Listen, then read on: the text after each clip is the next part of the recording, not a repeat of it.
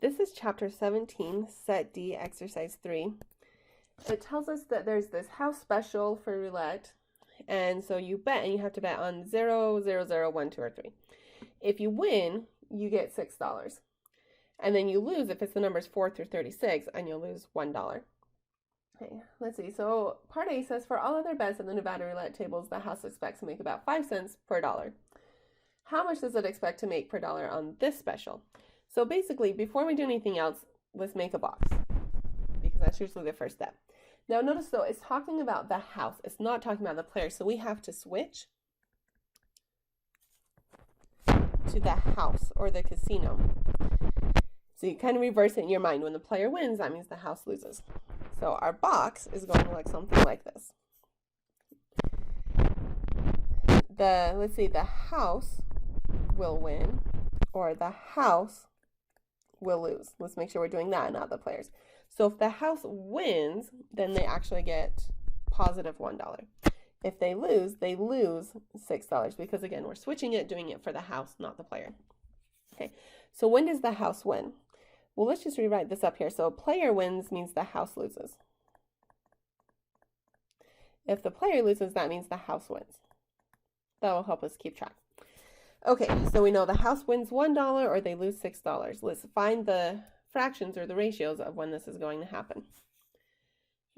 So for the numbers, there are 1, 2, 3, 4, 5 numbers where the house loses. So 5 tickets of the -6. For the house to win, those are the numbers 4 through 36. So let's see, we're gonna do 38 minus 5. That should give us about 33 numbers where the house wins. Player loses, house wins. So this is our box. Now if we want to know kind of how much are they making per bet or per dollar, all we need to do is find the average of the box.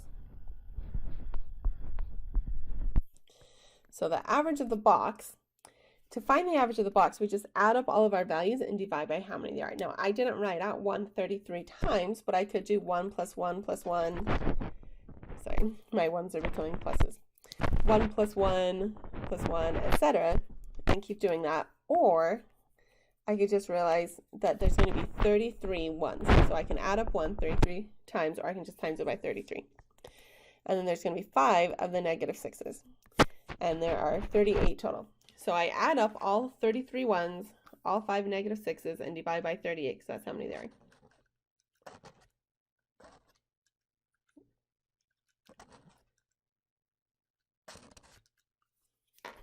Which gives me 0.0789. Now in our textbook, they rounded that to about 8 cents. So the house wins about 8 cents per dollar.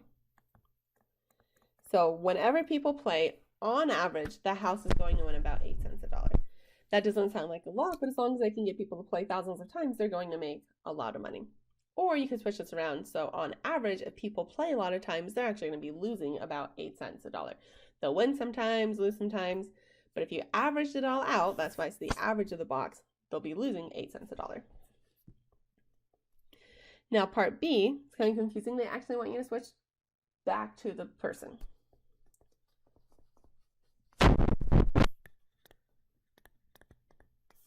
Or the player. Okay, so instead of thinking about what the house is going to win, let's think about what the actual person is going to win or lose. So they will win $6, or they will lose -$1. To win, there's only 5 numbers that they can win on, and there's 33 numbers that they can lose on. Now it says, what's the chance that this person comes out ahead? So we want to find a chance that they come out ahead, which basically means they're going to play 100 times. And we want to find the chance that the sum is greater than 0. So to come out ahead, it means you add up all of their winnings. You just want to make sure that the number at the end of the night is positive. That's what it means to come out ahead. So we want the chance that the sum is greater than 0. Now that I've kind of written that down, now I can kind of think about what equations am I going to use. It's a chance, so I know I'm going to need to standardize. I'm going to need a z-value. I'm looking for a sum, so let's use our equations for sums.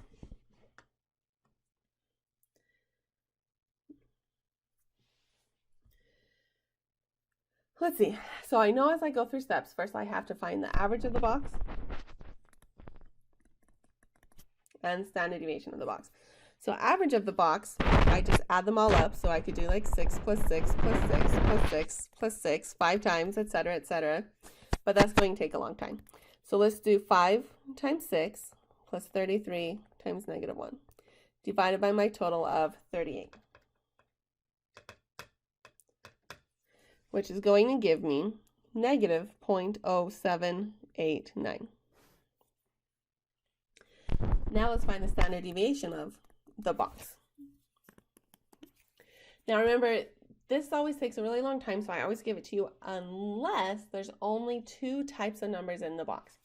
If there's only 2 types of numbers in the box, in this case it's either +6 or -1, you can use a shortcut number, which is big number minus small number times square root of the fraction of the big number times the fraction of the small number. Sorry, I'm kind of running out of space here. So my big number is $6 minus my small number, which is -1. So it is going to be minus a negative times the square root fraction of the big number. There are 5 out of a total of 38. Fraction of the small number, there are 33 out of 38. So that should be 7 times the square root. Make sure you put parentheses around everything inside of the square root.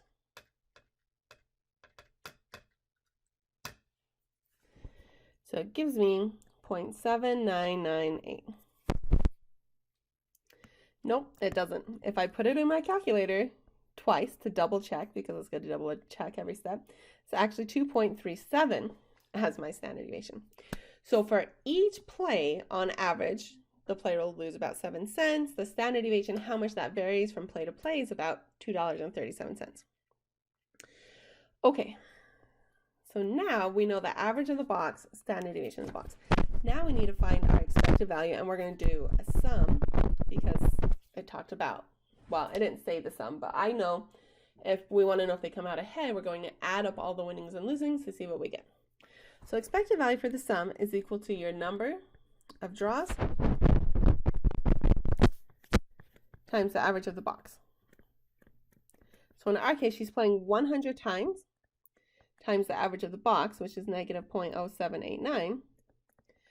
So the expected sum will be negative $7.89. So we expect her to lose about $7.89 if she plays 100 times. The standard error for the sum is equal to the square root of the number of draws times the standard deviation of the box. So it will be the square root of 100 times the standard deviation of 2.37, or 23.7. And these are still dollars.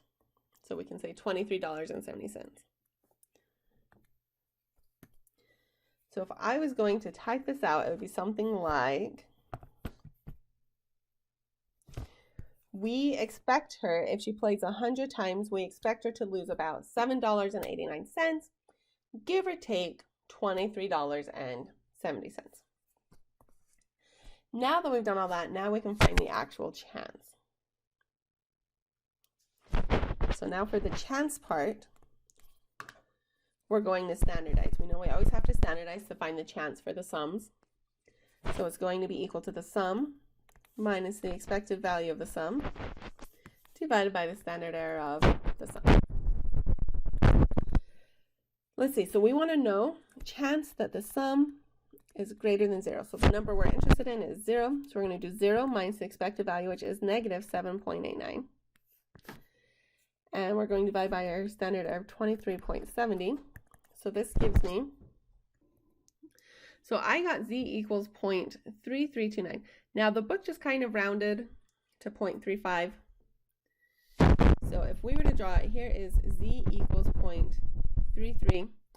And remember, we want the chance that the sum is greater than 0. So greater than means you need a shade to the right. So I pull up my normal table. I'm looking for z equals to 0.33.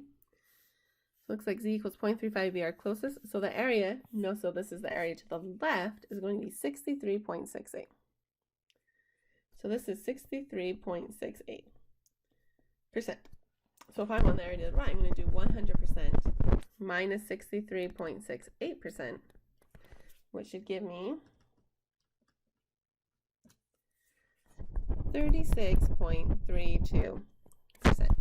So there's about a 36% chance that this person is going to get more than $0, or actually have it be positive if they play 100 times.